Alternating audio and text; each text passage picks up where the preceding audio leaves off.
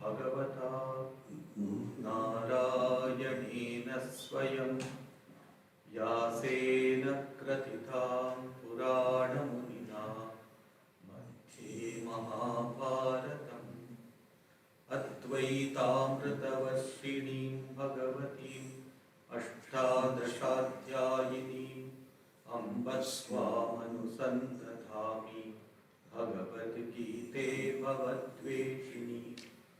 नमोऽस्तु ते व्यासविशालबुद्धे फुल्लारविन्दायतपत्रनेत्र येन त्वया भारततैलपूर्णा प्रज्वालितो प्रदीपः प्रपन्नपारिजाताय तोत्रवेत्रैकपाणये ज्ञानमुद्राय कृष्णाय गीतामृतदुहे नमः। सर्वोपनिषदो गावो दोग्धा गोपालनन्दनः पार्थो वत्सः सुधीर्भोक्ता दुग्धं गीतामृतं वसुदेवसुतं देवं कंसचाणूरमर्दनं देवकी परमानन्दं कृष्णं वन्दे जगद्गुरुं। भीष्मद्रोणतटा जयद्रथजला गान्धारनीलोत्पला शल्यग्राहवती कृपेण वहनी कर्णेन वेलाकुला अश्वत्थामविकर्णघोरमकरा दुर्योधनावर्तिनी सोत्तीर्णा खलु पाण्डवैरणनदी कैवर्तकः केशवः पाराशर्यवचः सरोजममलं गीतार्थगन्धोत्कटं नानाख्यानककेसरं हरिकथा सम्बोधनाबोधितं लोके सज्जनषट्पदैरहरः पेपीयमानं मुदा भूयाद्भारतपङ्कजं कलिमल प्रध्वंसिनः श्रेयसे मूकं करोति वाचालं पङ्गुं लङ्घयते गिरिं यत्कृपातमहं वन्दे परमानन्दमाधवम्। यं ब्रह्मा वरुणेन्द्ररुद्रमरुतस्तुन्वन्ति दिव्यैस्तवैः वेदैः साङ्गपदक्रमोपनिषदैर्गायन्ति यं सामगाः ध्यानावस्थिततद्गतेन मनसा पश्यन्ति यं योगिनो यस्यान्तं न विदुस्तुरासुरगणा देवाय तस्मै नमः देवाय तस्मै नमः देवाय तस्मै नमः। Welcome back to the study of the Bhagavadgita. We are studying the 8th chapter. We studied up to the 8th verse of the 8th chapter. I will just recall our memory of the last verse, that is the 8th verse. What is the method of realizing the divine? Sri Krishna is giving us some tips about how to recognize or how to meditate or how to worship the divine. So he gives us the 3 characteristics of the divine Parama Purusha. One is that God can be Saguna Nirakara. God can be with attributes. God is compassionate, kind, He is like a father, He is like a mother. So all these things. But one can meditate upon the qualities but without any form. Nirakara. So the second is Nirguna Nirakara. Nirguna, without any qualities or attributes, and also without form. He gives the example of water. Water has no quality, no form as well. It takes the form of the vessel in which you keep the water. And then third is Saguna Sakara, with attributes.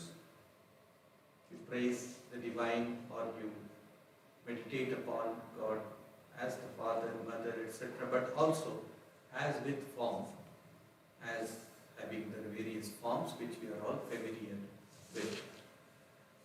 So these three kinds of meditation is possible in order to realize the divine. Saguna Nirakara, then Nirguna Nirakara, and Saguna Sakara. These three.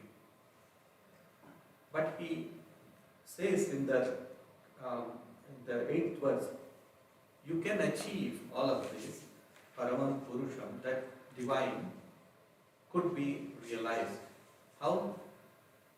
By Abhyasa Yoga Yuktena. Two words he uses, Abhyasa and Yoga.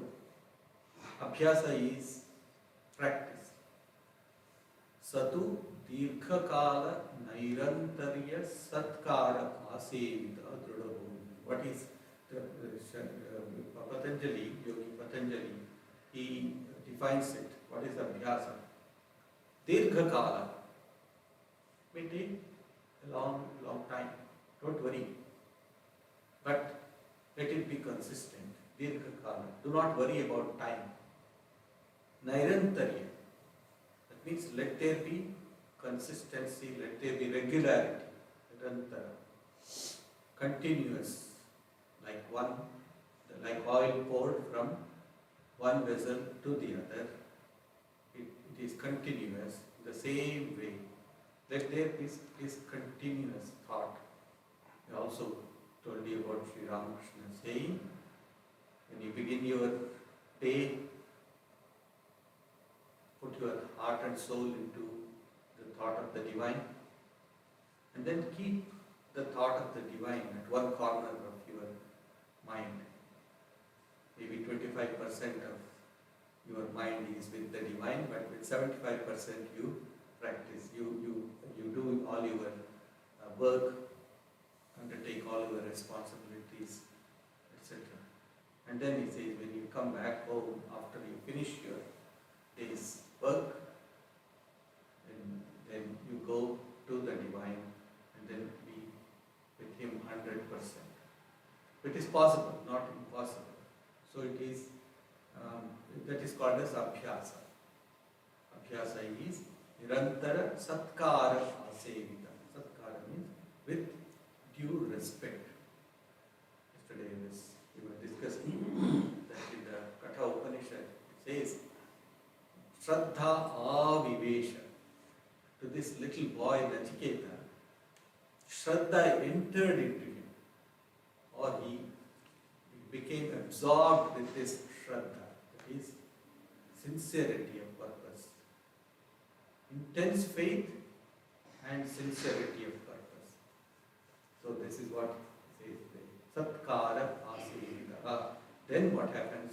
Trida Bhumi, when you will be established on a firm footing, on a firm ground. So Abhyasa Yoga. Here there are two meanings given to this. One is that you try to place your mind again and again at the feet of the Lord. Mind goes away towards the sense objects, bring it back. Goes away, again bring it back. Maybe it will take time, but definitely one can achieve them. So he also gave you the example of Swami Turiyananda. Says when you sit for meditation, you make your mind as the doorkeeper. You put a board outside, it says no entry without permission. You need to do that. So everything happens due to abhyasa, that is practice. And then the second way is yoga yuktena. That means through the yoga, ashtanga yoga, yama, niyama, asana, pranayama, pratyahara, dharana, dhyana, samadhi. All these eight steps of yoga is there. So one can also try through that, or just by placing one's mind on the divine. That will take care of all the disciplines. Just keeping the mind upon the divine. That is called as abhyasa. And yogayuktena chetasa na anyagamina. Do not stray into anything else. Chetasa. Then anuchintayan. This is another beautiful word that we saw there. Chinta means thinking, chintana. Anuchintana. That's the beauty of Sanskrit. Anuchintayan, continuously thinking. Anugamana, anugami, all this. That means continuously you are with Anuchintayan. Yeah. Paramam Purusham Yati. When that happens, what happens? Paramam Purusham Yati. They go to that divine space or divine Purusha, divine personality. So it means that you can either go to the divine whom you worship, to the loka, to that place, or you can enter into that spaceless space, as they call it, that is the Nirguna Brahma. You can enter into either of them. Now, in the next two verses, 9th and 10th verses, Sri Krishna gives us some tips about how to meditate.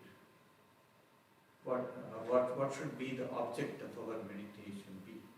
So it says, Kavim Puranam Anushasitaram Anoraniyam Samanusmaridyaha Sarvasya Dhataram Achintya Rupam Aditya Varnam Tamasa Parastat Prayana Kale Manasachalena Bhaktya Yukto Yoga Balena Chaiva Bhruvor Madhye Pranamaveshya Samyak Satam Param Purushamupaiti Divyam. We read the running meaning.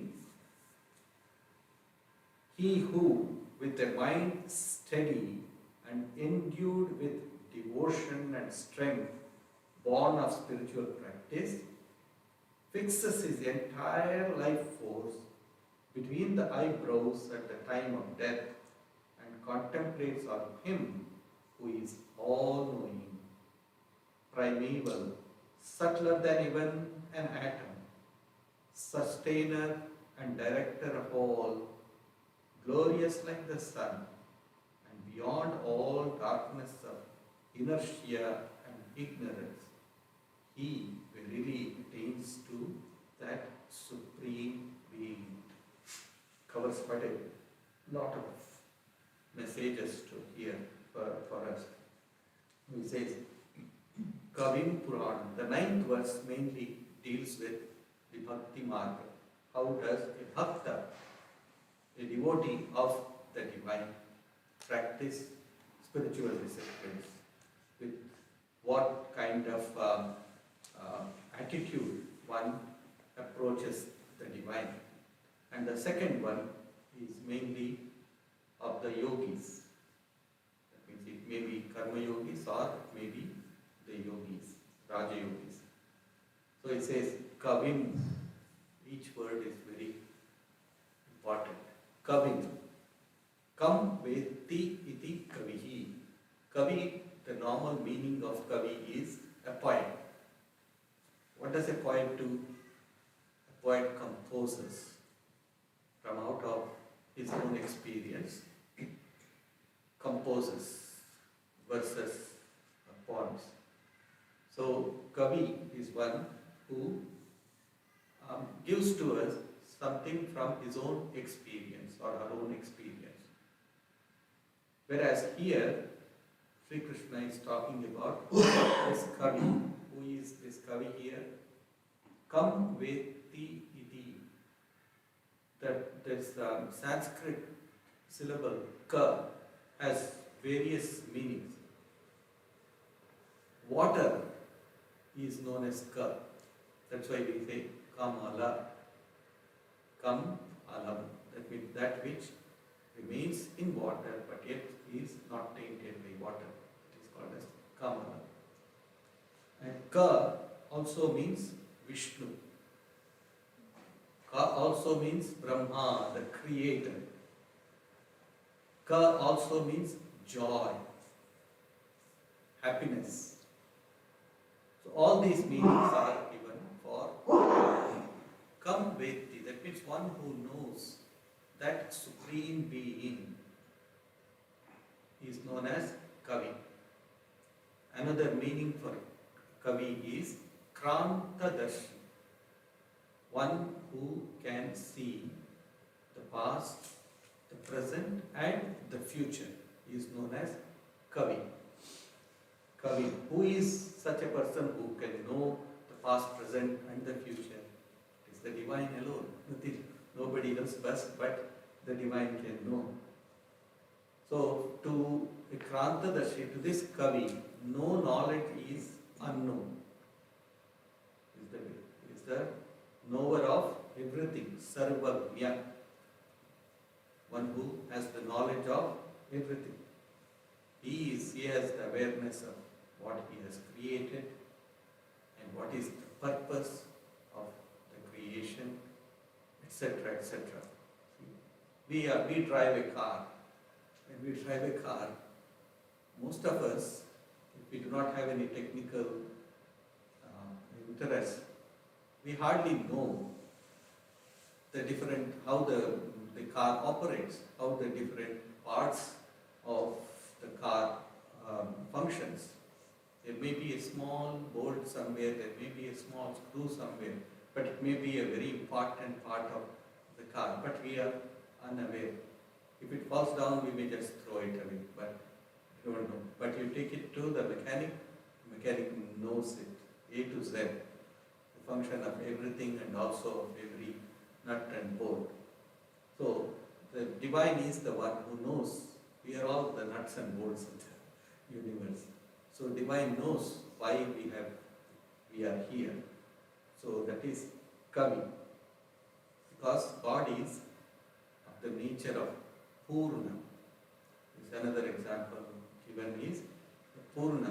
God is of the nature of Purna and we as created beings are Apurna. That means not full. Purna means fullness.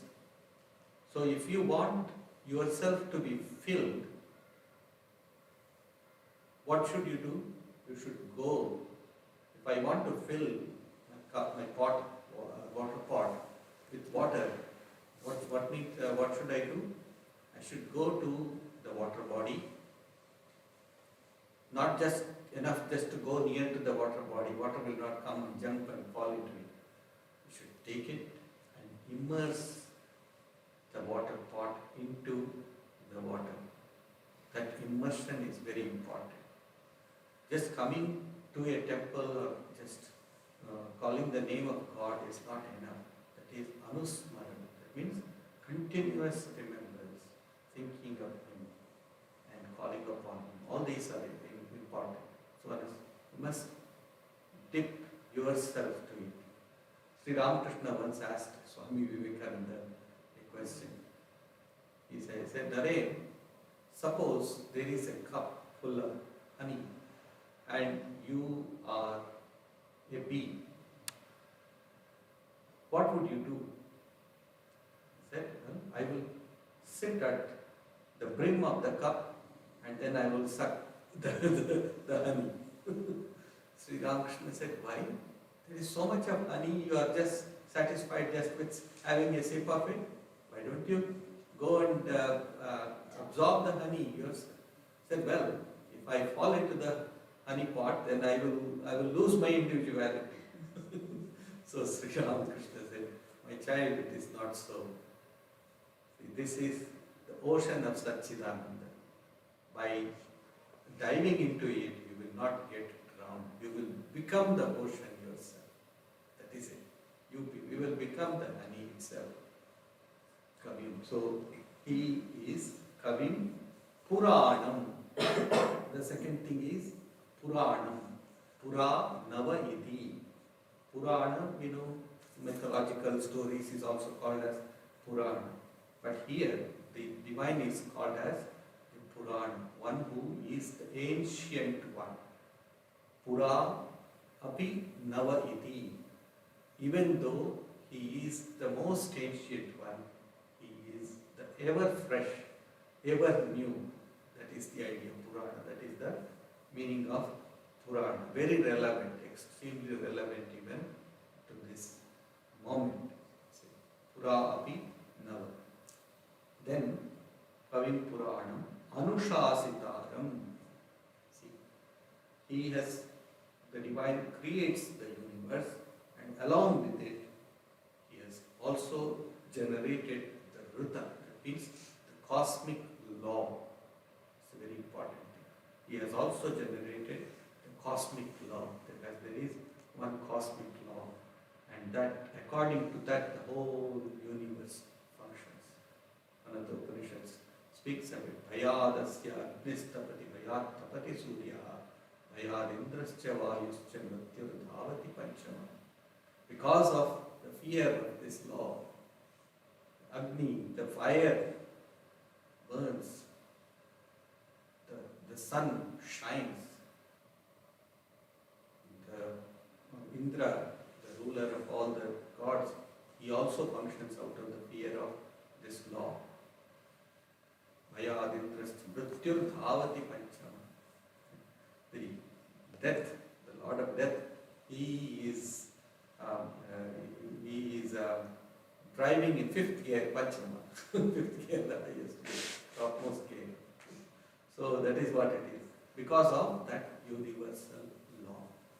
So we all have to follow that universal law. So there is a purpose for this creation, and we all need to obey the law. Anushasataram Anuraniyan. That's a beautiful word here. Anoho Aniyan is the subtler than the subtlest. Anu means atom. Subtler than the atom. That is what he says. Anoraniyan. Yet, Mato Maniyan. Another place. He is the subtler than the subtlest. Yet he is grosser than the grossest. That is to say, the divine is everything, has become everything. He is involved in all. That is the idea. So, it says, Anoraniyan, some Anusmaretyaha, one who can remember the divine. Anusmar. See, again he is using the preposition Anu. Anu means at all times, Smaret, remember. At all times remember the divine. See, the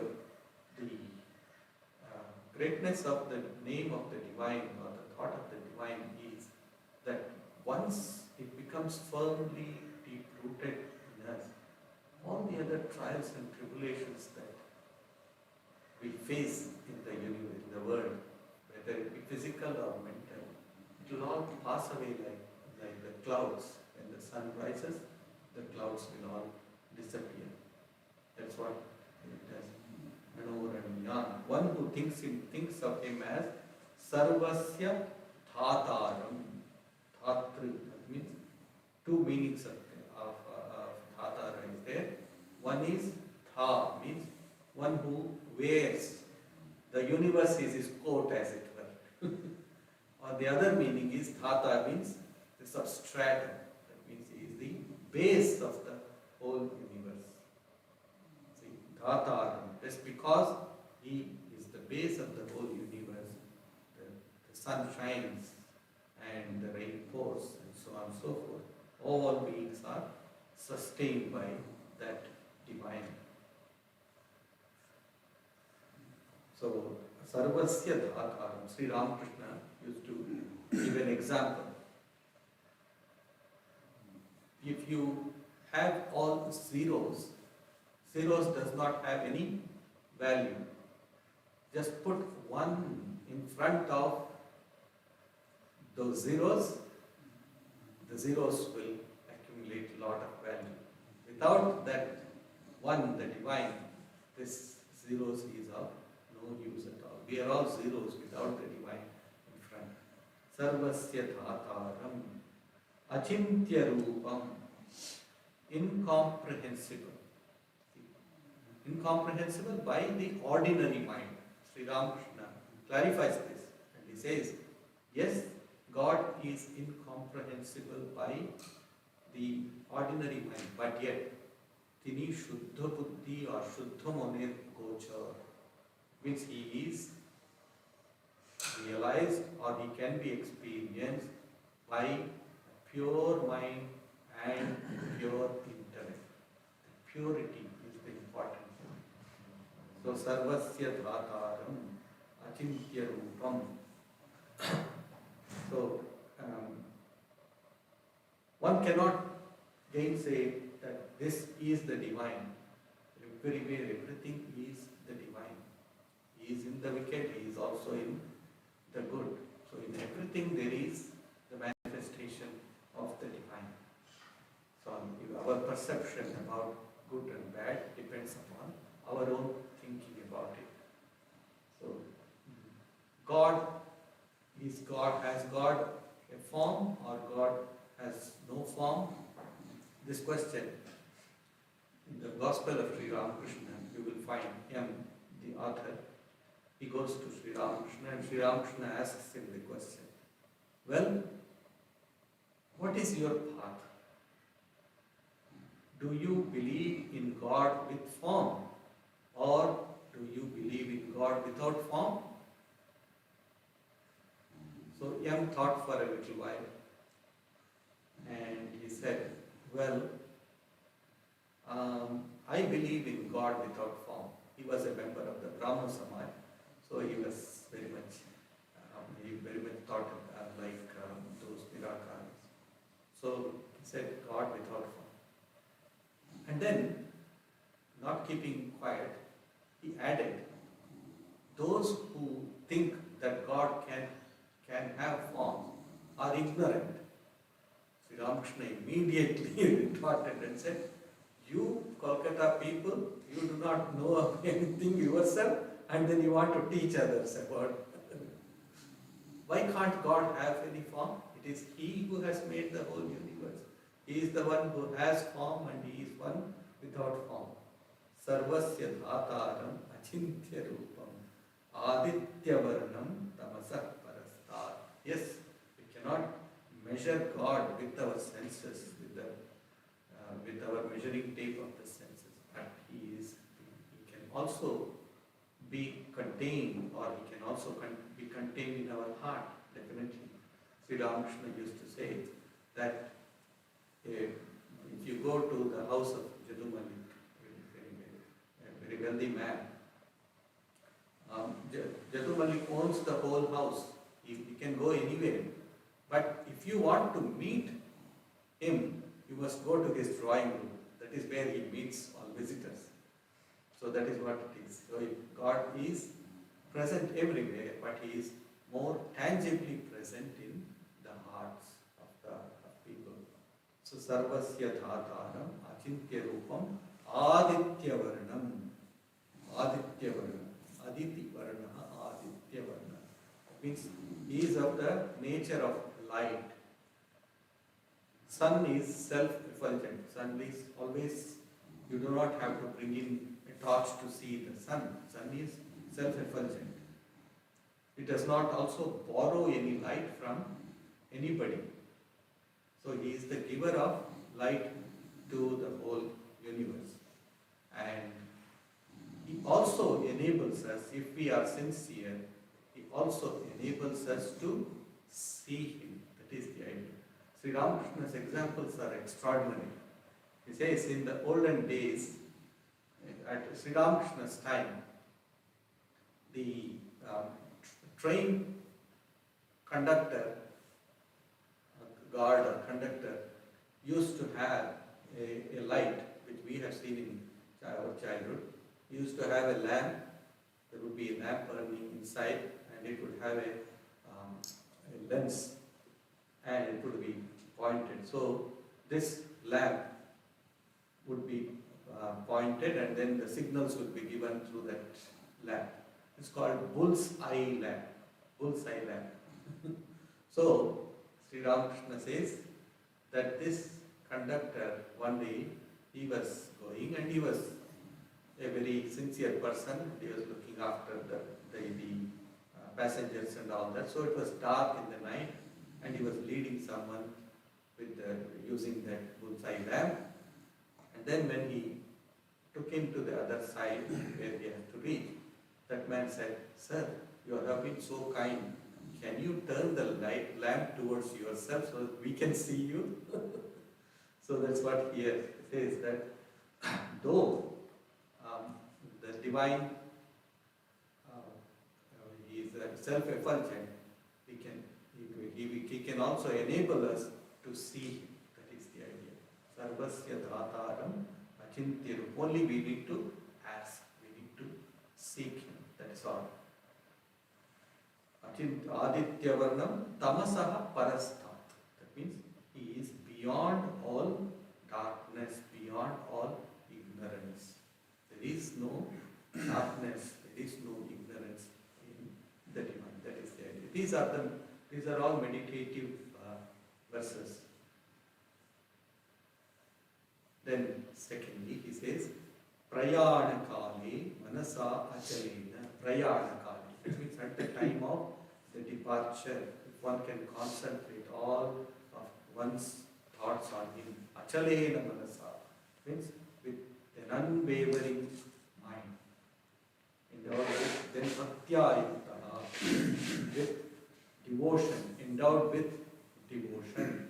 Then he says, Yoga Balena Chahiva, also with the strength of yoga, which supports the steadiness of mind. So, bhakti should be there, but along with that, you should also have yoga. Yoga is the power of concentration over here.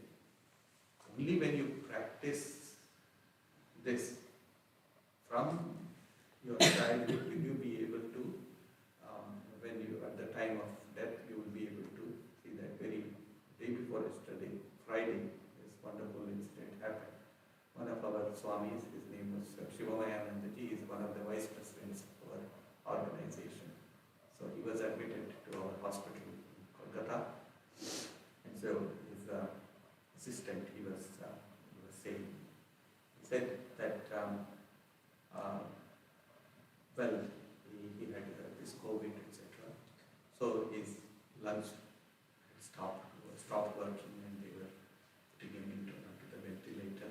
Just before that, he was doing japa with both his hands.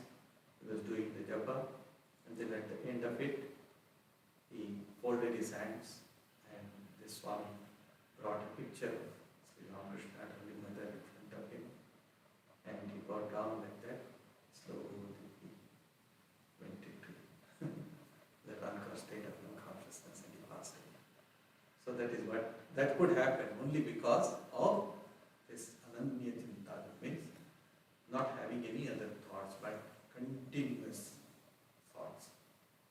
He was a very active person, but yet one part of his mind was always given to the divine. So Bhagavad Matye Pranamaveshasam. And then he says, maybe you can wake him up a little, helpful. Manasachalena. That's all it. Then Prayana Kale, at the time of departure, Achalena Manasa Bhaktya Yoga Balena Chaiva. Then he says, Bhruvor Matye Pranam Aveshya Samya. Bhruvor Matye. Brahmanashila Kuti Bhruva. That means between the eyebrows. The mind is going here and there. But if you can find a point where all the thoughts of the mind can be focused, that is the center of the eyebrows. That is called as Bhru. Bhruvor Matye. So concentrate. Bhruvor is also, it is a chakra called Agnya chakra. Two-petaled lotus called the Agnya. From the Kundalini Yoga, you find that the Bhru, that is the last step. After that, one reaches to the highest. From the travels up to the blue and then reaches to the highest. Kundalini rises to the highest. Bruvor Madhye, that is one of the practices that is taught. So, but again, for some people may not be advisable to meditate between the eyebrows if one is not pure enough. If one's thoughts are quite impure, then they say that instead of helping, one may have some derangements. Therefore, Holy in our order, the Ramakrishna order, we are advised to meditate in the heart, which is much safer, because that is a very sensitive point. Yes, for some people it is very enjoyable. In fact, concentration is faster when you meditate between the eyebrows. But again, if there is not enough purity, there is not enough practice of other disciplines associated with it, then one can have derangement of brain also, because it heats up the brain at a mobile phone if you try to concentrate. Bruvor Madhye Pranam Avishya Samyak Satam Param Purusham Upaiti Divyam. So to obtain all of these experiences, what is most important is what is spoke of in the 8th verse. Abhyasa Yoga Yuktena. Try to conserve all of your energies. Do not waste it. Do not fritter it away.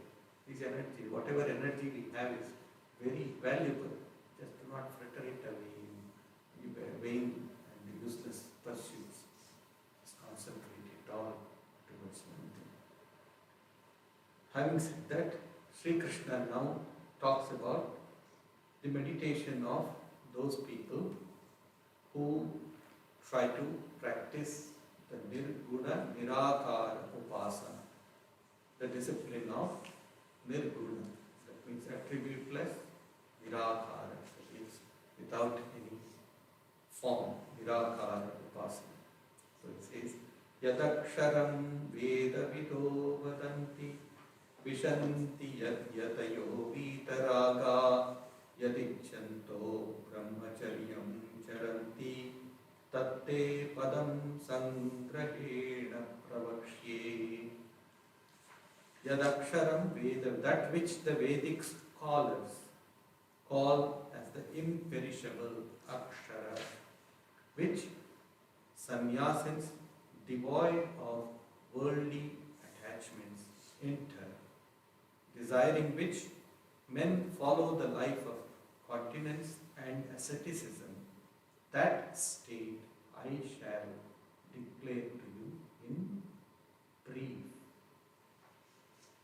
So Sri Krishna is now giving to us this experience, or you can call it this instruction about the Nirguna Nirakara Upasana.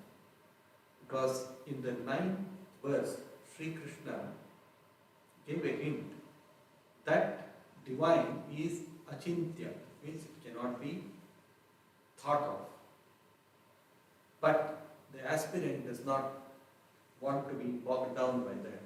He says, yeah, my thoughts are always fluid, it just flows on and on and on. And then it always is craving for something or the other. Therefore, he gives this teaching. Sangrahena Pravakshi. He says, I will mention this to you in brief, not in great detail.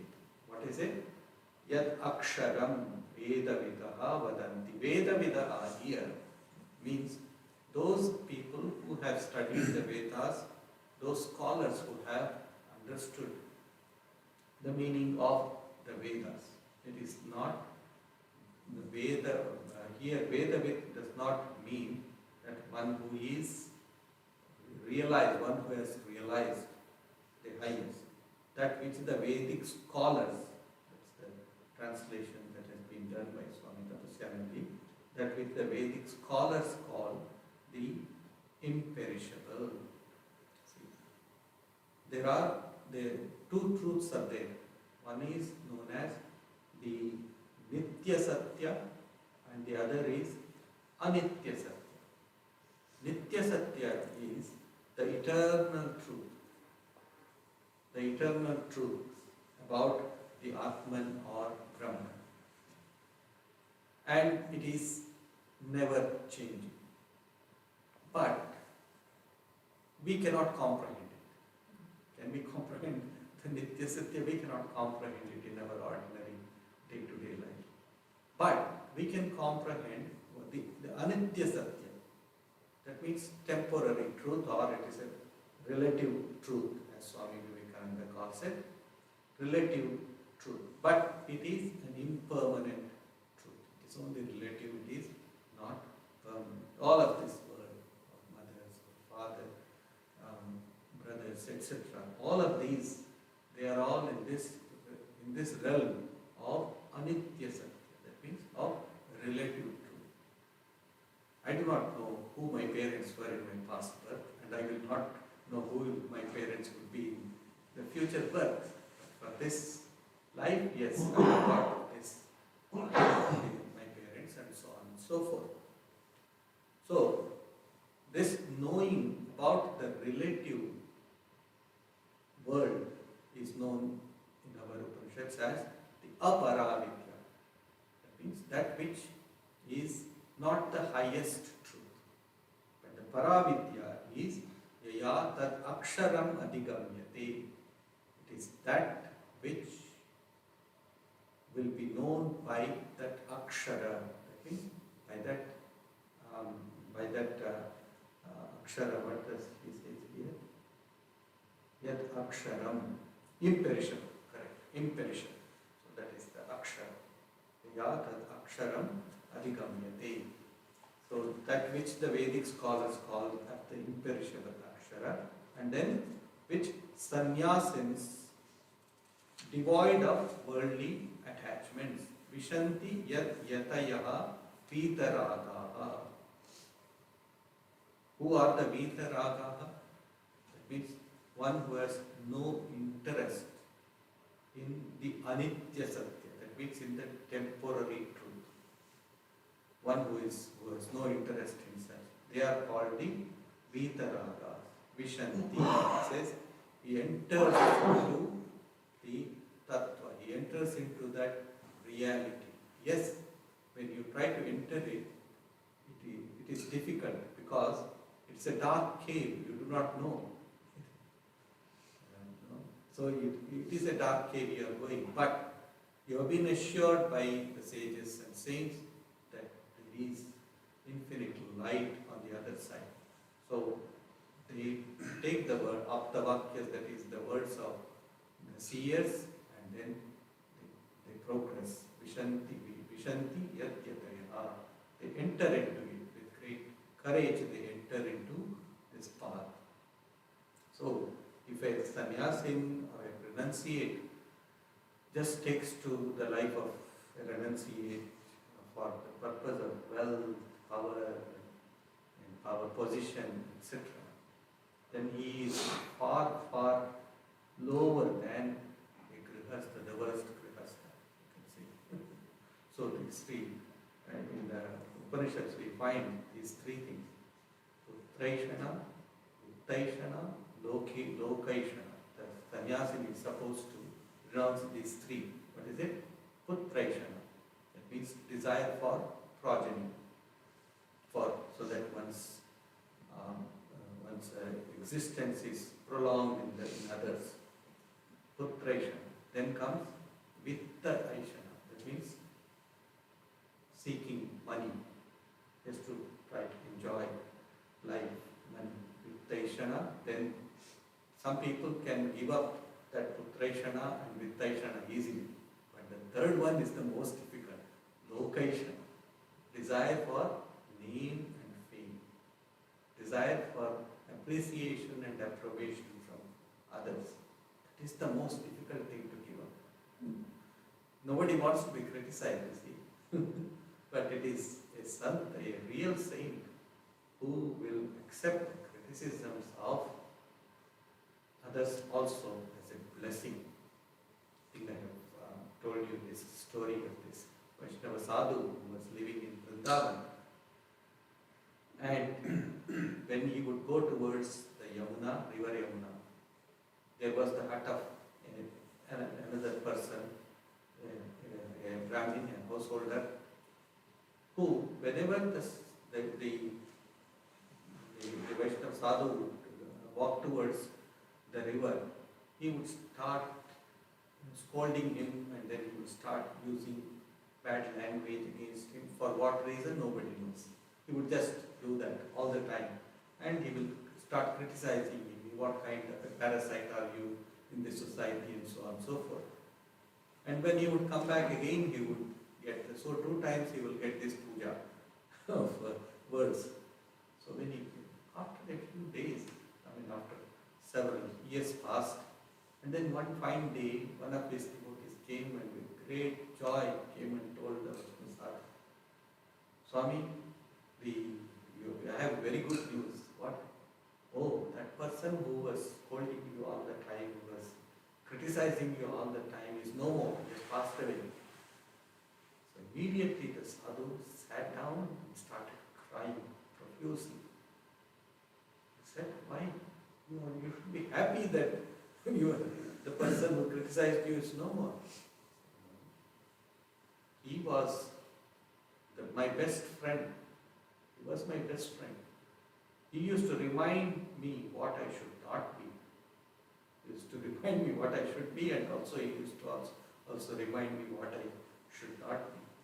So he was my best friend. Though he used to scold, but those words always kept me awake, so to speak. Pardon? Grounded and heavy. That's true. So true. Yeah, that's what it is. Alright. It's easy to get rid of the frustration or the desire for progeny or for money also. But this location is very, very hard, very, very difficult. Swami Yatishwaranand, in his book Meditation and Spiritual Life, he talks about this great saint. This person later became Kali Kamli. So he used to own lots of lands, zamindar, landlord. He had lots of lands, and he used to have many families living there who were working for the land. And there was this family of dhobis, that is washerman family. And this washerman, one day it was dusk, and he was going towards the house. He had visited the farm, and he was going towards his house. Just at that time, the young little daughter of the washerman cries out and shouts to her father, Father, it is already evening. It is time to put fire to Vasana. Vasana in Bengali means it is, they have this big cauldron, big vessel, and that is fired with slow burning wood, like banana plants and all that, slow burning. So it will be, they would set fire to it. Then throughout the night, the clothes will be boiling inside, and then all the dirt would come out. He said, Vashanai agun devash, Shamai hoye chedikor, Vashanai agun dite hoye. That means, that is the Bengali words. So immediately he stopped on his tracks and he said, indeed, my time is approaching now. He was almost middle-aged by then. It is time to set fire to my vasana, that means my desires. Vasana, another meaning is desire. So immediately he gave up everything and then goes to Vrindavan. He goes there to Vrindavan. He was used to a little bit of lot of luxury rather. So there he goes, and he was very tired, slept under a tree next to the river, Yamuna. And some of the gopis, that is the women of Vrindavan, they brought their water pots and they were going to the river to take water, to get water from the river. As they were going, they saw that this sadhu, he had become a monk. He had laid down and he had put a brick as a pillow, and he was lying down on that brick, using it as a pillow. So then one of the ladies, some of them, they remarked, "Oh, this person has become a sadhu, but he still wants luxury. He wants a pillow. Therefore, he is using the brick as a pillow." So he said, "Oh, I should not do that." So they went to the river, and then when they were coming back, they saw that he had removed that and he was using his hand as a pillow. Oh, this sadhu has also got pride. He also has got pride. Now he uses his hand as pillow. See, that last thing, Lokeshana, that people is there, that is there. So one cannot get rid of all these desires completely. There will be something left. But Sri Ramakrishna says that you have to, if a string has to be passed through the eye of a needle, you cannot have any fiber of the string sticking out. It should all be straight, and then only it can go. All these asanas are like that. So he says,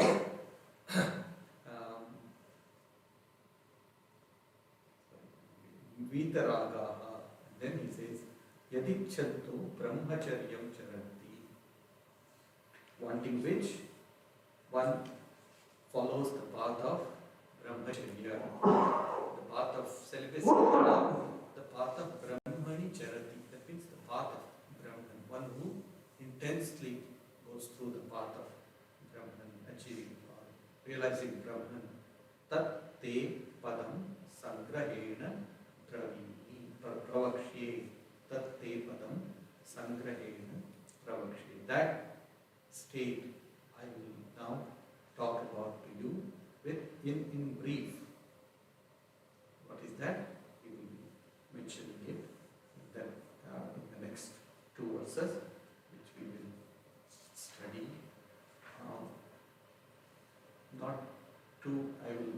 Next week is the International Yoga Day program here from 8:30 to 10 or 10:30.